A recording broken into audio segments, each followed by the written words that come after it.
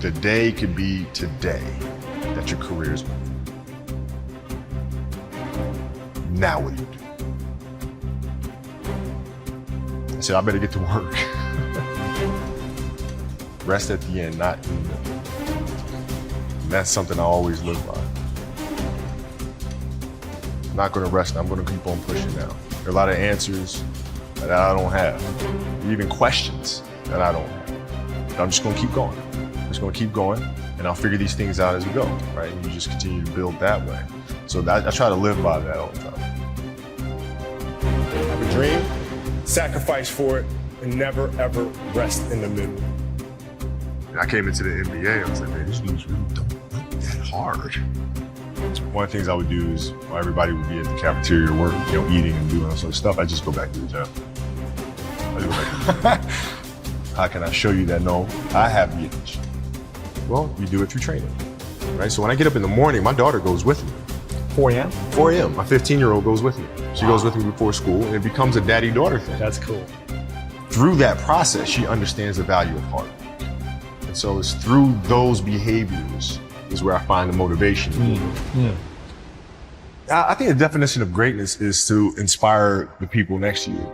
I think that's what greatness is or should be. It's not something that lives and dies with one person. It's how can you inspire a person to then in turn inspire another person, that then inspires another person. And that's how you create something that I think lasts forever. It's not sit around and it's all happy-go-lucky type. If you're a leader, your job is to get the best out of it. Got to deal with it, face it, learn from it. It's exciting when you win, it's exciting when you lose, because the process should be exactly the same. But the hardest thing is to face that stuff. But what if today is the day that's it? Now what do you do?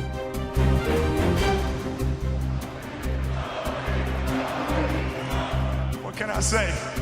MAMBA out.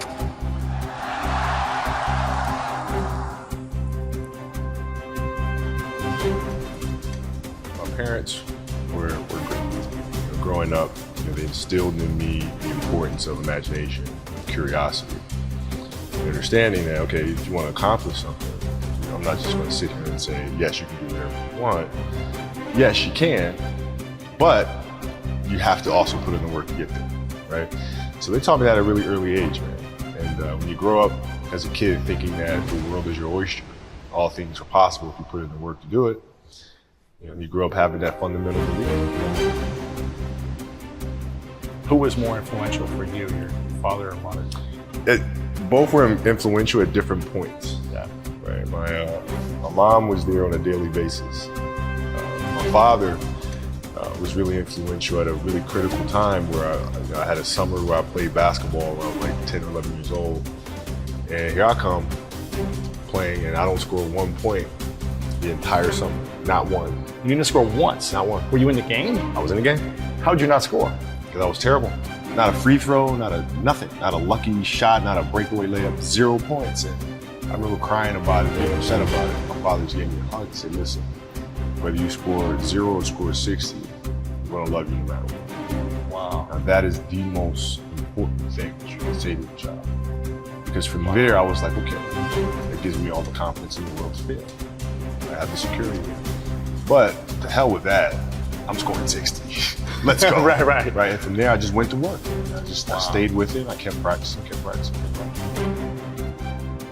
I think that's when the idea of understanding a long-term view became important. Because I wasn't going to catch these kids in a week. I wasn't going to catch them in a year. Right? So that's when I sat down and said, okay, this is going to take some thought. All right, what do I want to work on first? All right, shooting. All right, let's knock this out. Let's focus on this half a year, 6 months, nothing but shooting. Right after that, all right, creating your own shot. And you focus. So I started creating a menu of things. When I came back the next summer, I was a little bit better. And then 14 came around, back half of 13, 14 years old, and then I was just killing everyone. And it happened in 2 years. And I wasn't expecting it to happen in 2 years, but it did, because what I had to do was work on the basics and the fundamentals. While they relied on their athleticism and their natural ability. And because I stick to the fundamentals, it just caught up to me. And then my body, my knees stopped hurting. I grew into my frame. And then your athleticism, once you have the fundamentals, the hard work, the mindset, and you tack on the athleticism, it's game over. Then it was game over. Wow.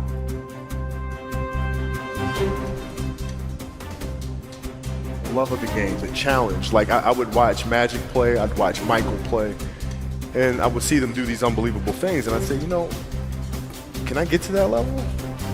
I don't know, but let's find out. Let's find out. And so that curiosity to see where I could push this thing led me down that path, I think.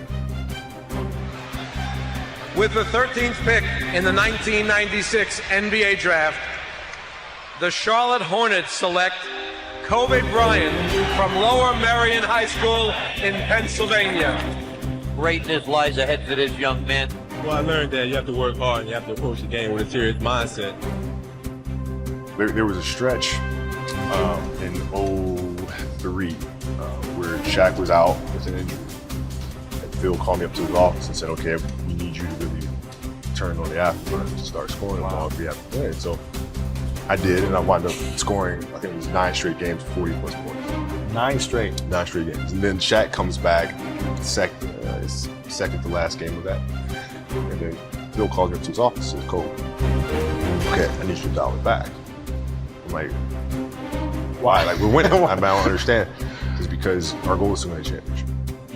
But if you continue to do this, we'll lose Shaq. We'll lose him. His motivation, his excitement. What triggers him, right? So I need you to pull back so we can pull Shaq forward for June. I mean, that was the big challenge, is you move from, you know, being the single dominant player to understanding, okay, I have to help these other guys. Or lift everyone else up. It's tough. It's more like you put yourself to the side, and you put yourself in their shoes and understand what they're feeling. And then you have to make certain decisions of, okay, what buttons do I need to push for this player to get to the next level? So it's not sit around and it's all happy-go-lucky type. The leader, your job is to get the best out of them, even if they may not like it at that time. It was very demanding because he expected everyone to put in the same effort as he was. And that was unrealistic. You're not behind me, you're not in front of me, you're right there, parallel with me. Practice was very competitive right away. You know how Kobe is. We was jawing, we had it going sometimes. He didn't let me slip a lot. Times where get ejected or about to get a technical foul or going off the deep end. He would be there to, you know, set me straight a lot, which helped me out a lot. So we get in the timeout, he's like, hey, I'm open. I'm like, okay. And so we go out, the same thing, comes, hey, I'm open. Okay. There you go. Come back in, hey dude, you gotta throw me the ball. I said, man, fuck that. Get it off the rebound if I miss, bro. Listen, I don't deal with people that don't commit at that level, but then act as if they do. The running joke doesn't pass and all sort of crap. I mean, that's okay, you know, but I'll take those 5. I'll take 5. To the game that comes closer, finishing. Kobe Bryant.